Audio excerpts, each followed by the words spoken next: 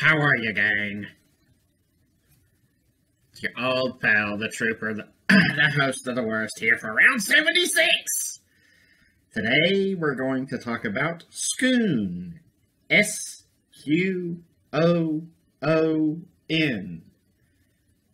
Hello, badness, my old friend. I've come to talk with you again. To the sound of shitting.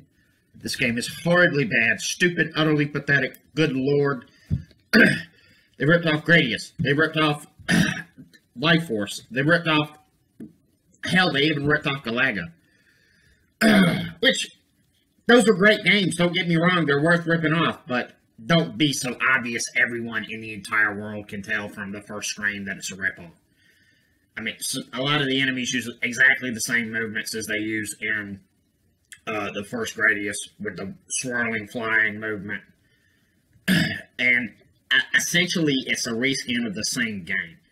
You are a pink dildo sub flying around, blowing things up, shooting crabs, butchering orcas that for some reason you get points for shooting them, but they can't actually do anything to you.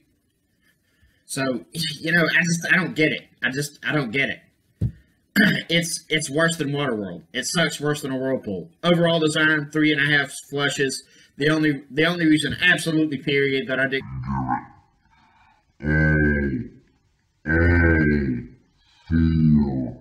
Flushes. Because it definitely deserves all 4.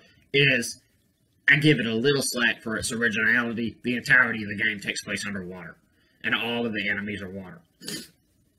Creatures like fish and squid and mermaids with titties flying towards you with jewelry. I don't know why they made that an enemy. That should have been like a bonus power-up or something. But apparently the point of the game is to rescue humans from seabed bases. They just they don't signal. You just shoot them open and then human figures that are little stick men fly out. Which, real check time, that would kill every single person. Every single base you did that to would be killed. Because the water pressure down there is way more intense than the pressure on me right now to make this video really good. Because it's the worst. And I'm trying as hard as I can, but it's just, I can only do so much with the games y'all give me. Overall design, 3.5 flushes. Controls, 2 flushes. Graphics, 4 flushes. Sound, 4 flushes.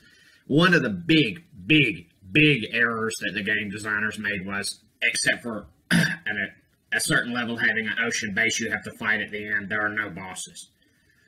And the story is basically Al Gore talked way too much, and the North and South Pole melted, so everything's underwater. So now you have to fight underwater things that want to swim around in delicate geometric patterns of form and function and elegance while you shoot them to pieces with machine guns and underwater bombs and underwater missiles.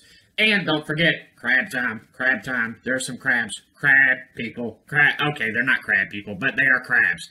And you have to use your landmines to blow them up. I don't know exactly why that is, because apparently they're like 100 times the size of the sub or something like that. Because, I mean, one of the good bonuses about this game is very few enemies actually shoot at you. Of course, I don't really give them time to open fire on me, but what the hell, man. Overall design, 3.5 flushes. Controls, 2 flushes. Graphics, 3 flushes. Sound, 3 flushes. Just awful. I gotta know, should I review Jaws 3 next as the next movie, or Jaws, the Nintendo game? Either one is pretty bad, but one's worse than the other one. I'm gonna find out which.